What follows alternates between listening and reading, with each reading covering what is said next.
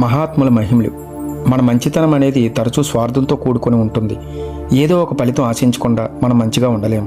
మంచితనం మన సహజ స్వభావం కానంత వరకు, అనగా అది మనలో నుండి స్పాంటినేసిగా పుట్టుకు రానంత వరకు దాని మూలం ఎప్పుడూ స్వార్థంతోనే ముడివేసుకుంటుంది. అలాంటి మన సాధారణ మంచితనానికి మనలో కొందరు అవతల వారి నుండి ధనాన్ని ఆశించవచ్చు. మరికొందరు సంఘంలో కీర్తి ప్రతిష్టలను లేదా ఇతరుల హృదయాల్లో శాశ్వత స్థానాన్ని ఏదో ఒకటి ఆశించవచ్చు. ఆశించకుండా ఉండలేం. మనం ఎరిగిన ఈ మంచితనం కాక మరో మంచితనం ఉన్నది. అది ఆలోచనాత్మకమైనది కాదు, అది కరుణలో నుండి జనించేటటువంటిది. కరుణ, ప్రేమ అకారణమైనవి. అవి ఎవరిపై ఎప్పుడు జనిస్తాయనేది ఎవరూ నిర్ధారించలేరు. కరుణాలువులు అయిన మహానుభావుల్లో అరుణాచల రమణులు ఒకరు. ఆయన స్వయంగా పూనుకొని ఏ మహిమలు ప్రదర్శించేవారు కాదు. పాపులారిటీ కోసం పాకులాడాల్సిన అవసరం ఆయనకి ఏనాడూ కలగలేదు. కానీ ఆయన సమక్షంలో కొన్ని విచిత్ర సంఘటనలు జరుగుతుండేవి.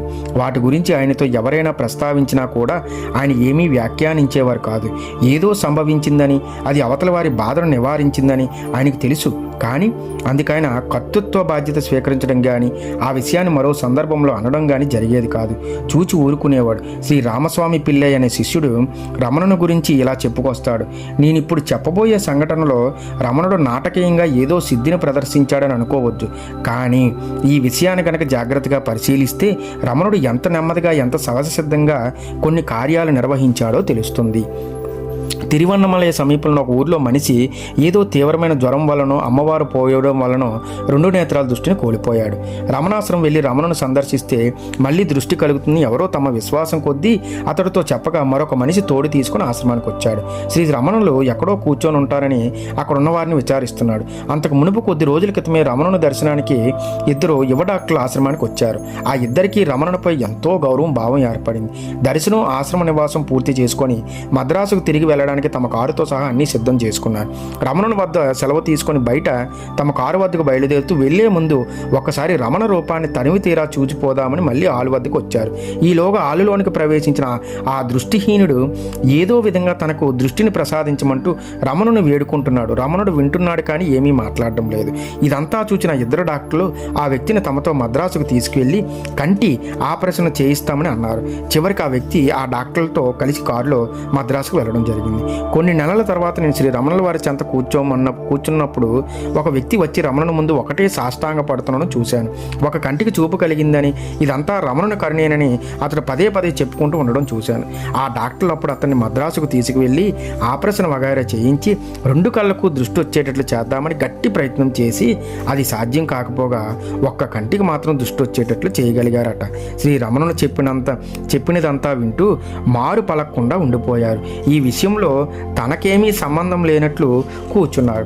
రమణుని సమక్షంలో అడపాదడపా ఇలాంటి మహిమాన్వితమైన సంఘటనలు జరుగుతుండేవి. కానీ రమణుడు ప్రతిపాదించిన నిశితత్వ విచారణ ముందు ఈ వచ్చిపోయే అనుభవాల ప్రాధాన్యం మేపాటిది అని ముగిస్తాడు శ్రీ రామస్వామి పిల్లై. ముంబై నగరంలో జీవించి తరించిన నిసర్గదత్త మహారాజా సమక్షంలో కూడా మనుషులకు మంచి జరుగుతుండేది.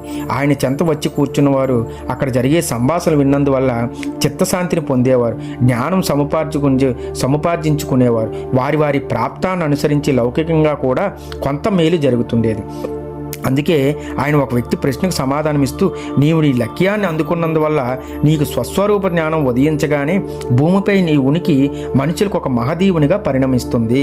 ఆ విషయం నువ్వు ఎరుగుకుపోవచ్చు, ఒక్కోమారు లోకాన్ని కూడా తెలియకపోవచ్చు.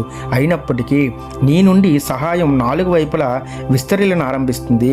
లోకంలోని రాజకీయవేత్తలు, ధర్మదాతలు అందరూ కలిసి చేయగలిగిన మేలు కన్నా ఎక్కువ లోకోపకారం చేసే సాధు పురుషులున్నారు. ఏ విజ్ఞానము లేని వారైనప్పటికీ ఉద్దేశరహితంగా ఇలాంటి సజ్జనులు దశ దిశలా వెళుతున్న ప్రసరింపజేస్తుంటారు. ఇటువంటి పుణ్యపురుషులు చేసిన మహిమలను గురించి ఎవరైనా వారికి వెళ్ళి చెప్పినప్పుడు అందరితో పాటు వారు కూడా ఆశ్చర్యపడుతుంటారు. కానీ ఇవేవి తమ సొంతం అనుకోరు కాబట్టి వారికి గర్వమూ ఉదయించదు. పేరు ప్రతిష్టలకే పాకులాడే ప్రసక్తే లేదు. వారు తమ కోసం తాము కోరేదంటూ ఏదీ ఉండదు. ఆఖరికి మరొకరికి సహాయపడుతున్నామనే ఆనందం కూడా వారికి అక్కరలేదు. అన్నిటికీ ఆ భగవంతుడి దయ్యే కారణమని పూర్తిగా ఎరిగి ఉన్నవారు కాబట్టి వారి హృదయం ఎప్పుడు శాంతంగానే ఉంటుంది అంటారు శ్రీ నిసర్గదత్త.